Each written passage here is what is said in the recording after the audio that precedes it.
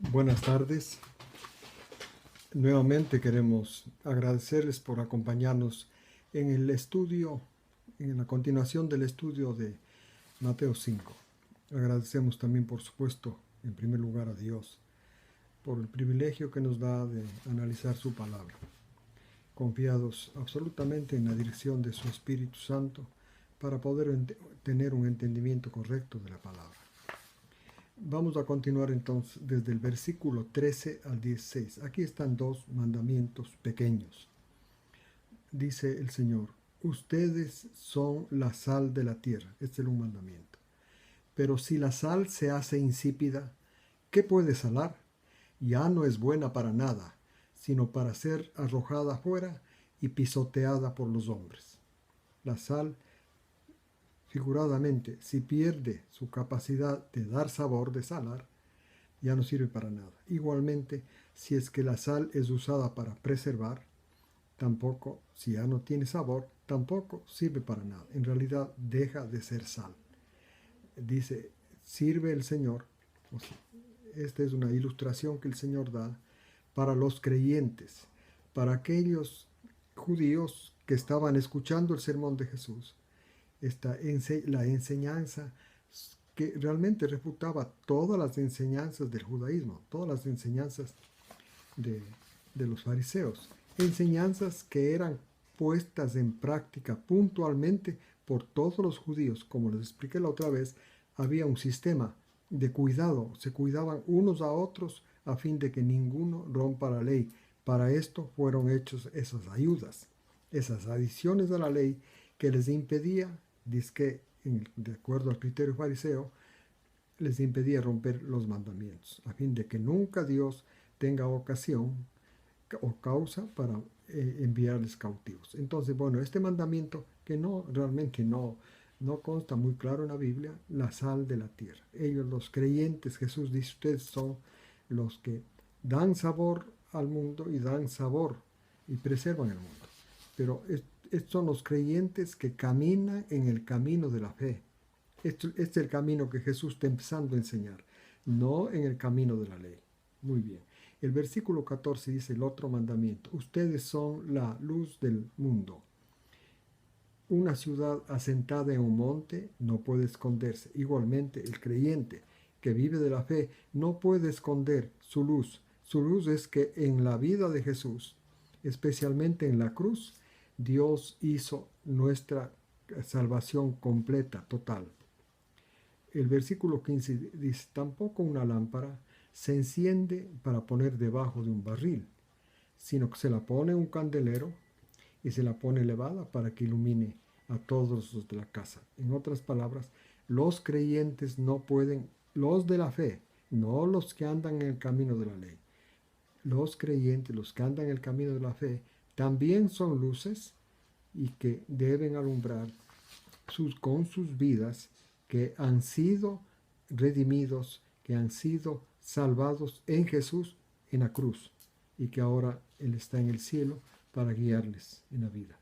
El 16 dice así: brille vuestra luz.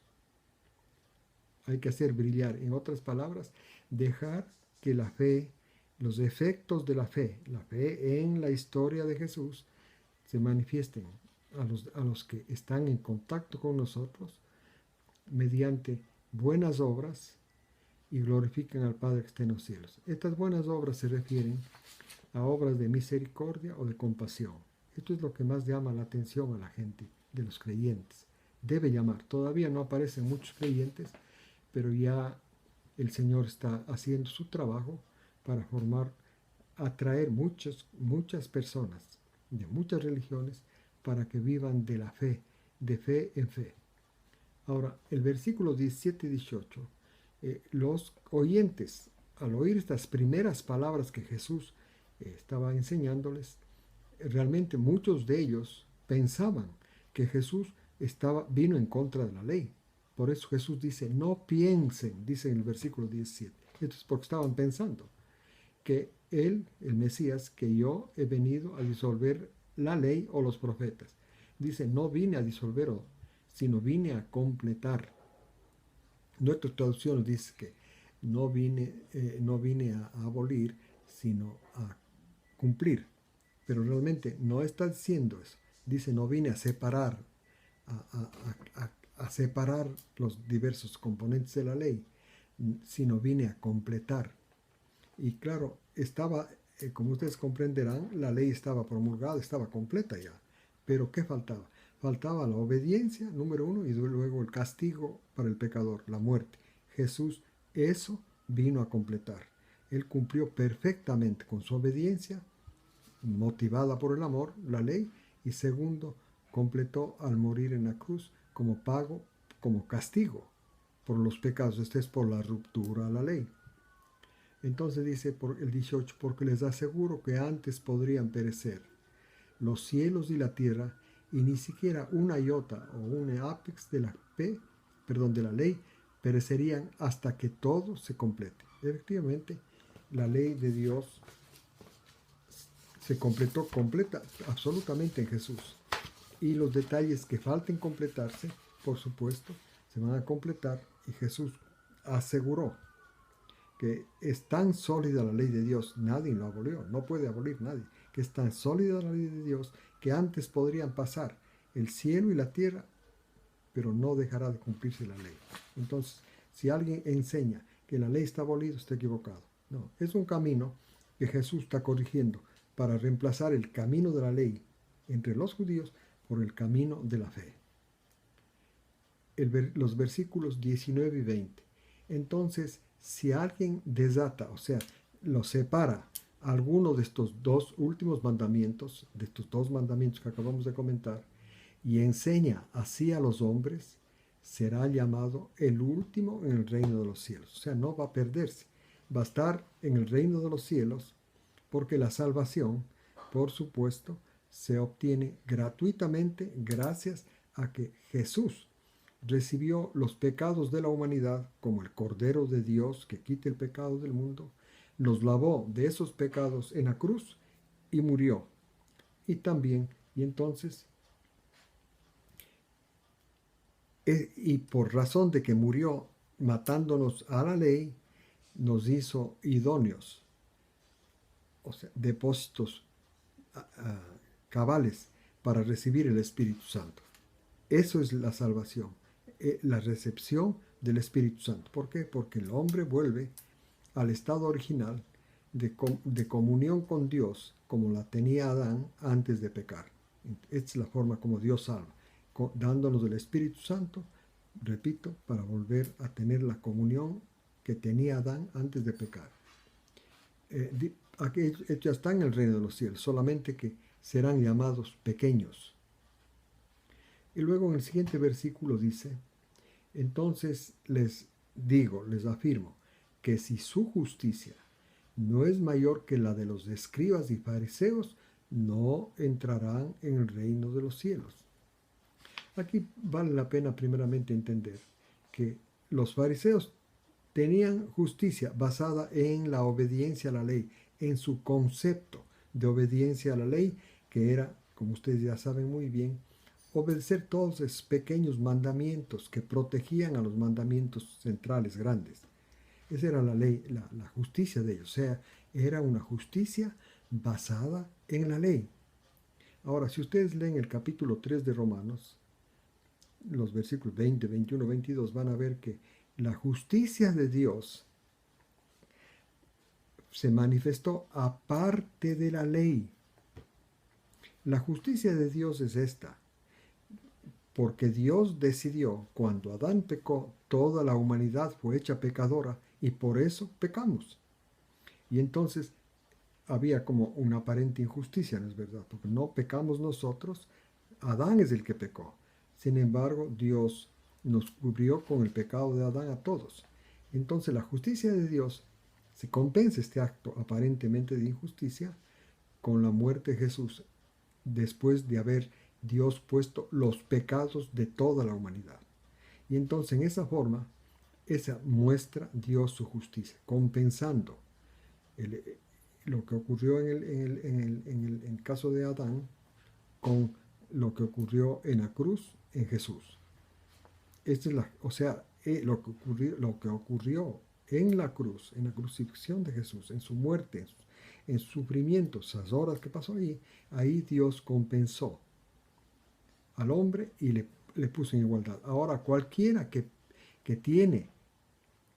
que da atención a esa historia de Jesús, especialmente en la cruz, está justificado. Esa es la justicia de Dios, que es diferente a la justicia de fariseos y escribas. Por eso el Señor dijo, si la justicia de ustedes no es mayor que la de fariseos y escribas, no entrarán en el reino de los cielos, no entrarán. O sea, no hay razón para que entre. Y entonces es un error, repito, creer que simplemente pidiendo perdón uno ya obtiene la justicia. Después de romper un mandamiento, así enseñan las religiones. Que ya se pide perdón, ya queda bien. No, aquí Jesús no está diciendo esto. Que se necesita una justicia superior, aparte de la ley. La justicia de Dios es aparte de la ley. Esa justicia que ocurrió en Jesús, esa es la que Dios acepta. Y esos que son justificados de esta manera, para ellos es el reino de los cielos. Como ustedes verán, Jesús va contradiciendo completamente los principios de la religión de los fariseos, que era el judaísmo de los días de Jesús. Y realmente ellos tenían razón en entender que Jesús realmente no estaba patrocinando la ley, como los fariseos la enseñaban. Estaba diciendo otras cosas. Y es más, estaba diciendo que si alguien persiste en seguir en el judaísmo de los fariseos, que era el judaísmo que predominaba en esos días, su justicia no le va a alcanzar para entrar en el reino de los cielos. Solo la justicia de Dios, esa es la que vale. Y esta se realizó, repito, en el Calvario, en el sacrificio de Jesús. Ahora vamos a leer 21 a 20. Los fariseos tenían, fueran desarrollando sus enseñanzas para proteger la ley a lo largo de por lo menos de 4 siglos. Y entonces cada vez iban añadiendo más protecciones de la ley. Entonces Jesús empieza a hacer algo parecido a ellos. Empieza a hacer añadiduras a la ley para protegerla. Pero son añadiduras, como ustedes verán, que el efecto es hacerle comprender al oyente, y en este caso a nosotros, que es imposible guardar la ley. Miren lo que dice, versículos 21 al 26.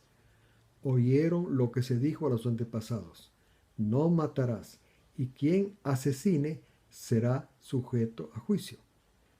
Esto fue dicho a los antepasados. Esto está en la Torá, en la ley. El 22. Pero yo les digo, lo que hacían los fariseos, ahora Jesús dice yo. No olviden que esta es la primera vez que Jesús está haciendo una enseñanza. No es que Jesús venía con un halo luminoso para hacer comprender que era sobrenatural. No, él vino como un maestro muy oscuro. Y se imaginan ustedes que empieza a echar por tierra las enseñanzas de siglos de los fariseos en las cuales estaba asentado el judaísmo de los días de Jesús. Pero yo les digo, dice, el que haga tener iras a su hermano sin razón será culpable de juicio. ¿Quién no ha hecho tener iras a otra persona sin razón? ¿Quién? Nadie puede decir yo, y segundo, nadie puede prometer que va a evitar esto. No puede. Dice, será culpable de juicio. También digo yo, dice Jesús, quien diga a su hermano cabeza hueca, será culpable ante el Sanedrín. Cabeza hueca es decir medio tonto. ¿Quién no ha dicho tonto a otro? Eso es parte del no matarás. En otras palabras, Jesús está añadiendo lo que hace más completa la comprensión del mandamiento no matarás. Esto es vigente, esto es real. Y entonces una persona que sea sensata y reflexiva se va a dar cuenta que no puede obedecer la ley. Por consiguiente, dice el 23, si presentas tu sacrificio sobre el altar y allí te acuerdas de que tu hermano tiene algo en contra de ti, deja tu ofrenda allí, delante del altar, y primero ve y reconcíliate con tu hermano, entonces ven y presenta tu ofrenda. Ellos, el sistema que tenían era, rompían la ley y entonces iban al templo con para participar de un sacrificio. Aquí dicen, si ya llegas ahí, regrésate nomás y anda, reconcíliate con tu hermano a quien tú le ofendiste. Y ahí presentes tu ofrenda. Esto no hacían. Tampoco era fácil cumplir, porque había miles de ofrendantes. Miles de ofrendantes. No como se supone que uno a uno iba el pecador con su ofrenda. No, había una ofrenda para miles, para decenas de miles. Así era el templo. El 25. Ten espíritu de paz con todos. Es parte del mandamiento. No matarás. Que sé tener como amistad con todos. Lo más pronto, dice, mientras estés en el camino, lo más pronto, mientras estés caminando, camino al juez, porque tu oponente, mientras estés, porque quizá tu oponente te entregue al juez, o sea, iban al don juez, ¿no? Porque uno de ellos había cometido uno de estos pecados. Le digo tonto o algo así. Dice, y seas arrojado en la cárcel. Y el juez te arroje a la guardia y la guardia te ponga en la cárcel. Te aseguro que no saldrás de allí hasta pagar hasta el último centavo. Algunas ofensas, de este tipo, el juez daba la sentencia de la cárcel y pagar una multa. A esto se refiere Jesús. 27 al 30. Este es el mandamiento, no matarás. Muy difícil de cumplir. 27 al 30. Ustedes oyeron que se dijo a los antepasados, no cometerás adulterio. Este es el mandamiento. Ahora Jesús, como el maestro, como hacían los fariseos, y que iban añadiendo a los mandamientos protecciones, Jesús dice, yo les digo que todo el que mire a una mujer para codiciarla, ya cometió adulterio en él en el corazón. Entonces, para proteger el mandamiento de no adulterar, Jesús dijo, no miren a una mujer. No miren a una mujer. Porque si le miran codiciando, ya cometieron adulterio. Así que, luego sigue otra protección contra el adulterio. Así que si tu ojo derecho es causa de tu caída en el adulterio, sácatelo y arrójalo de ti, porque es mejor que pierdas uno de tus miembros, en este caso el ojo, y no que todo tu cuerpo sea arrojado a la gema y seas quemado. La gema era en algunas versiones ponen el infierno, pero no, eso es una palabra inventada. La palabra gema, que arde, se refiere a un sitio al sur de Jerusalén, en donde botaban la basura y los cadáveres de animales, y pasaba siempre quemándose, al fin de que no infecte a la población. Esa es la ajena. Lo que está diciendo entonces una persona que con sus ojos mira una mujer y la codicia, tiene que ir allá. Es como una basura. Es lo que está diciendo. Nadie puede cumplir la ley, hermanos. Nadie puede. No hay que entrar en el camino de la ley porque uno está perdido. El 30 dice, ahora, en caso que tu mano derecha sea la puerta para tu caída, o sea, para que adulteres, córtala y arrójala, porque te es mejor que pierdas uno de tus miembros y no que todo tu cuerpo sea arrojado en la ajena de fuego, en este basurero que estaba siempre quemándose. Jesús, ¿qué efecto dejó esto en los oyentes? ¿Estaban admirados, exaltados? No, estaban asustados. Porque contrario a las protecciones que daban sus maestros, pues, Jesús está dando protecciones que son imposibles de cumplir. En otras palabras, le está diciendo que no hay cómo cumplir. Versículos 31 y 32. Y a propósito, desde este primer sermón, los fariseos se volvieron enemigos de Jesús. Nunca lo vieron como un maestro divino, nunca, porque les contradijo todo lo que la ley. Y más bien se dedicaron a buscar en qué nomás rompía la ley para poderlo acusar quizá y matarlo, porque había varios mandamientos hechos. El único castigo era la muerte. El adulterio, por ejemplo, era la muerte. No era yo pido perdón a Dios y ya, no, la muerte. Lo mismo el no matar, o sea, con estos problemas de insultos y todo, la muerte.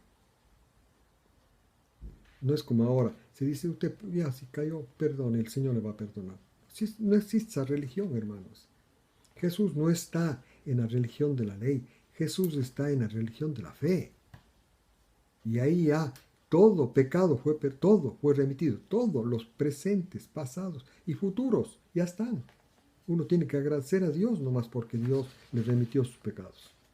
Bueno, el versículo 31 y 32 en la línea misma del adulterio dice, también se dijo que quien deje libre a su mujer, esto es le divorcia, han puesto, pero literalmente dice, quien deje libre a su mujer, debe darle una carta de divorcio. Esto fue escrito.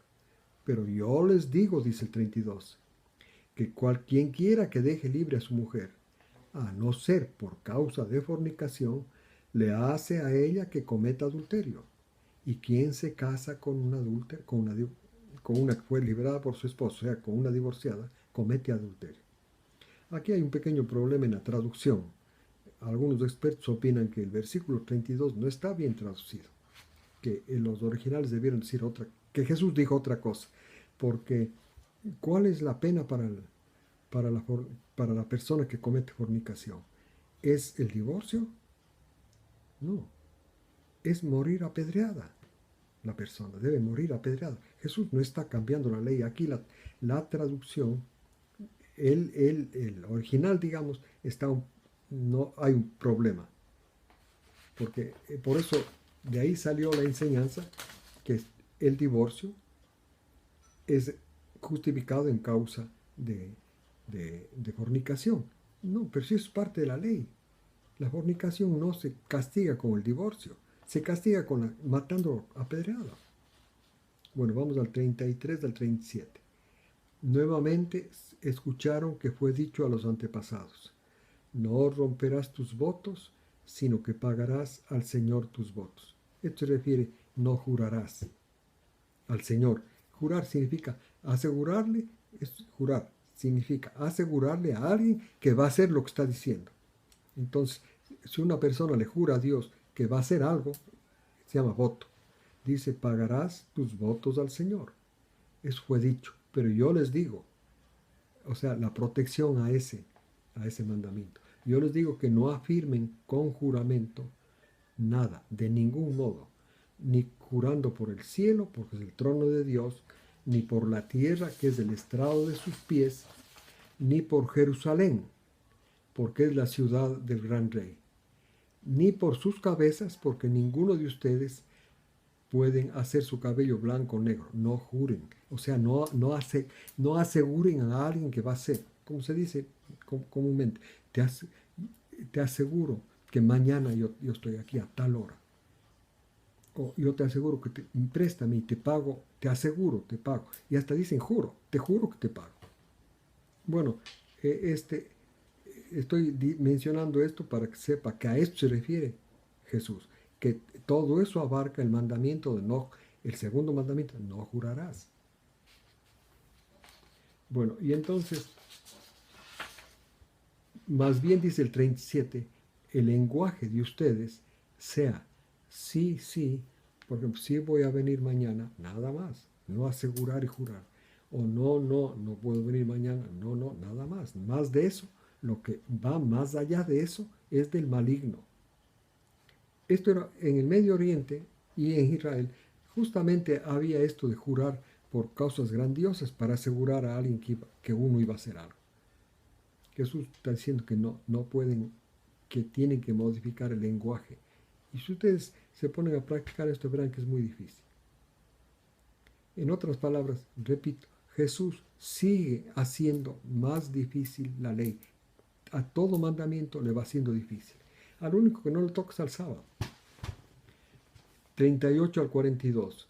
Ustedes han oído que fue dicho, ojo por ojo, diente por diente. Así está la ley. Pero yo les digo, no resistan al que es malo, sino que a cualquiera que les abofetee en la mejilla derecha, muestren también la mejilla izquierda.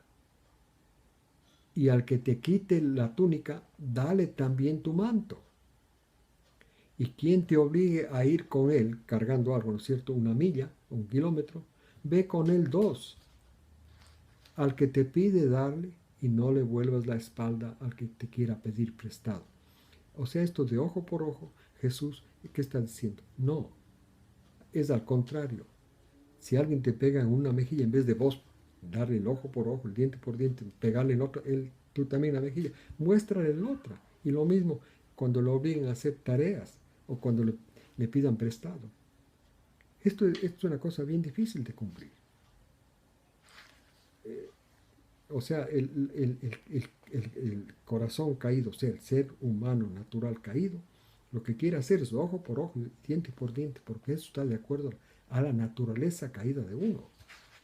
Jesús también puso muy difícil esto. Es muy difícil al que le ha ofendido uno empezar a amarle o cederle las cosas o mostrarle, me dieron un puñete y yo le muestro el otro lado de la cara para que me dé otro puñete. Y eso nadie hace. O sea, el punto es Jesús está haciendo bien difícil, mostrándoles a los judíos que el engaño de los fariseos de poner esas ayudas para la ley no son verdad. Él vino y dijo, esto es así. El ojo por ojo, muy bien. Ahora ustedes saben que tienen que mostrar. Cuando les pegan en un lado, muestren el otro. 43 al 48, otro mandamiento. Ustedes han oído que se dijo, amarás a tu prójimo y odiarás a tu enemigo, porque así está la ley. Pero yo les digo, amen a sus enemigos, oren por los que les maldicen, hagan el bien a los que les odian, pidan por los que les insultan y persiguen. Es lindo oír esto, pero no hay cómo cumplir. ¿Quién puede amar al enemigo si está uno completamente herido, humillado, y amar al enemigo? No hay cómo.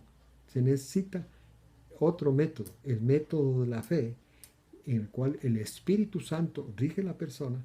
Ese Espíritu Santo, que es el portador del amor de Dios, ese es el que le hace caminar en el camino del amor. Ahí hay cómo, si no, no. El 45 dice, de esta manera, si hacen esto, llegan a ser hijos de vuestro Padre que está en el cielo. O sea, ¿cómo una persona llega a ser hijo de Dios?